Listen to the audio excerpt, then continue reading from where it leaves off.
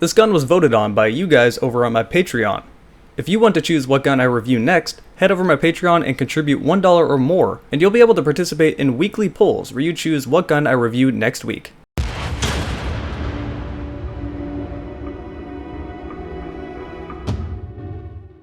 Hey everyone, as always Jarek here, and welcome to my review of the Echo 1 RDP. RDP stands for Rapid Deployment Pistol, and if this were a real firearm in the United States, it really would be a pistol, as it has no stock and a short barrel. But let's call it what this thing is. It's an Airsoft Spectre M4. Most of you probably recognize this gun from its inclusion in Call of Duty Black Ops. Notice how I said inclusion and not from Call of Duty Black Ops, two very different things. Also, Call of Duty Black Ops 1 and Black Ops 2 are the best multiplayer Call of Duty games in the entire franchise. Fight me. Black Ops 1 is what you're seeing in the background, and I should point out that I am using rapid fire in this video, so the rate of fire is a lot higher than what it usually has. Let's talk about the real Spectre. Well, as far as the way it works, it's very simple. It's just a striker-fired blowback firearm, and it operates from a closed bolt. Nothing really too weird or out of the usual here, but it does have that weird sort of 80s experimental SMG look that I just love. There were so many cool SMGs that came out around this time. That said, its magazine does stand out and has a unique design. It's not double stacked, it's quad stacked of 9mm ammo. These magazines can hold up to 50 rounds, and that's quite a lot in such a small magazine. Now it does extend quite a bit from the gun, but nothing compared to say a drum mag or what you would usually get out of 50 round magazines. It also gives this gun the unique look it has. The Spectre is no longer in production. It went out of production in 1997, but it is still used by the Swiss Armed Forces and the France National Police. With all that nonsense out of the way, let's talk about what you came here for, the Echo 1 RDP. This gun is being redistributed by Echo 1 of course, but it is being manufactured by S&T for the fairly moderate price of $155 US. Again, that's pretty respectable. It comes in a box that's not really a whole lot to write home about, but it is packaged very well with neat styrofoam, and there's no way you're going to have any shipping mishaps in this box. You get everything you'd expect in the box: the gun, a magazine, a cheap 8.4 volt battery, and a cheap trickle charger. I would recommend getting a better charger and a better battery. I came across two problems immediately when I pulled this gun out of the box.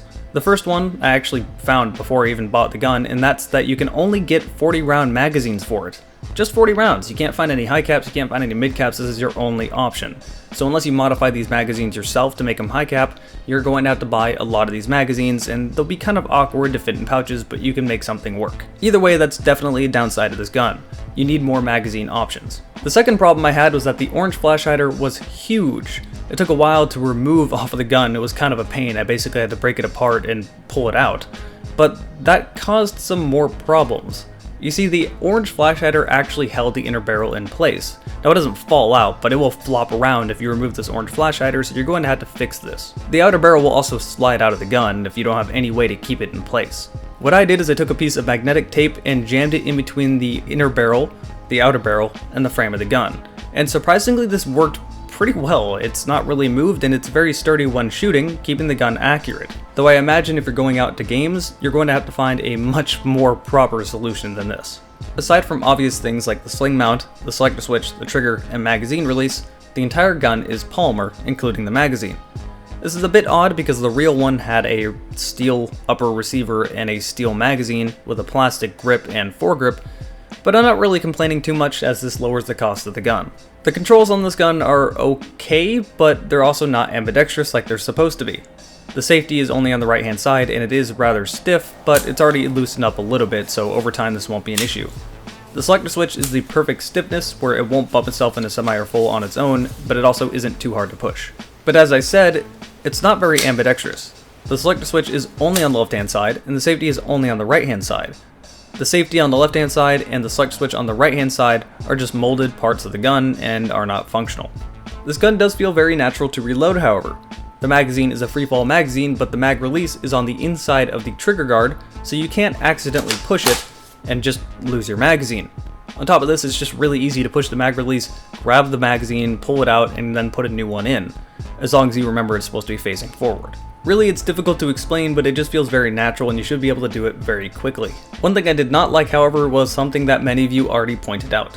The charging handle does not go far back. It is in the right place and it does function like it's supposed to, but it only goes back an inch to reveal its wheel-based hop-up. The hop-up worked pretty well, but still would have liked it if the charging handle went all the way back. This is likely due to the lack of space in the gun, which this gun does use a custom gearbox, but the parts are version 3 compatible. Still, I would like it if the charging handle went further back, but oh well, what are you gonna do? The sights are very crude, but they're really easy to find, and they're very easy to use. It's very hard to explain about pretty much all of this gun. It's very pointable, and it just feels very natural, and the sights are part of that. The sights have a big square notch in the back and a post up front, and they're really easy to see really quickly. The sling mount is also another good thing. It's very solid, and I have no worries about it breaking. The battery compartment is the foregrip. It has this hatch on the bottom that clicks into place positively, so you don't need to worry about it opening and then losing your battery, well, assuming it wasn't plugged in at the time. But it's not big enough to fit a 9.6 volt. It's just a little bit too small for a 9.6 volt to fit. This should be fine if you have a 7.4 volt LiPo, as a 7.4 volt will fit in there perfectly fine and give you plenty of space to work with the wiring. It's just in a good spot and it's very easy to use. If you're one of those people that really like tactical options, well, this gun doesn't really offer you too much. The only rail it has is on the right hand side, right in front by the foregrip, which you can use for, I guess, a PEQ box if you wanted to use that instead of the foregrip or a laser. I don't really have much uses for it, but it is there. There's just no other rails other than that. This gun fires around 300 FPS, which is perfectly acceptable as this gun is made for CQB. It does have a one-piece hop-up unit with a Mad Bull bucking, and once I kind of found my rhythm and found where this gun was shooting and how it was working, it was very easy to hit this target. Keep in mind these are small 22 targets, and I put a can right next to it so you can see how big these actually are. A person at this range would be no problem in any way whatsoever. I would take a wild guess and say that its maximum range is around 100 to 120 feet, although really you shouldn't need to push it that far, as CQB is where this gun will thrive. Final conclusions. Well, this gun doesn't actually have much bad going for it. Really only two things. The annoying orange flash hider, which I guess that's cosmetic, and once you get that fixed doesn't really matter, so I can't complain too much about that, but the other one I can complain about is the magazine restrictions. Only 40 rounds and no other options. Well, that kinda sucks for people that don't want to use low caps. Other than that, everything else is perfectly acceptable at the very least. It has a solid construction that I have no worry of it breaking in any way whatsoever, even though it is all polymer. The controls are easy and acceptable enough, although not perfect.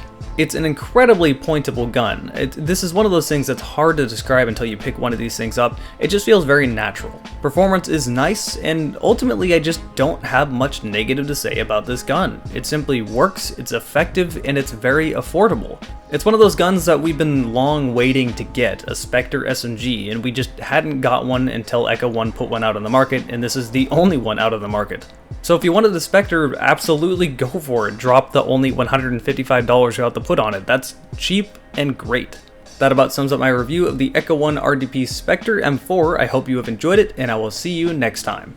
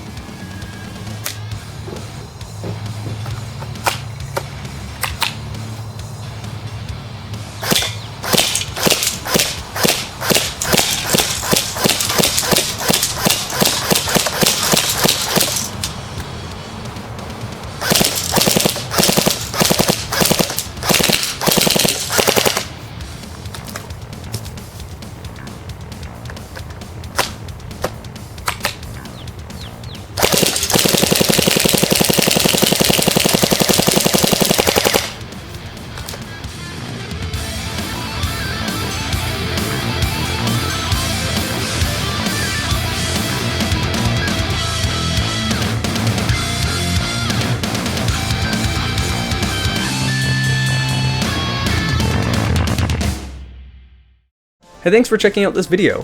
If you enjoyed it, be sure to like, favorite, comment, subscribe, and share this video around. If you really enjoyed it, consider contributing to my Patreon. Given the ad situation happening on YouTube, it's actually kind of put me in a little bit of a financial situation, so anything you could contribute would be a huge help to me.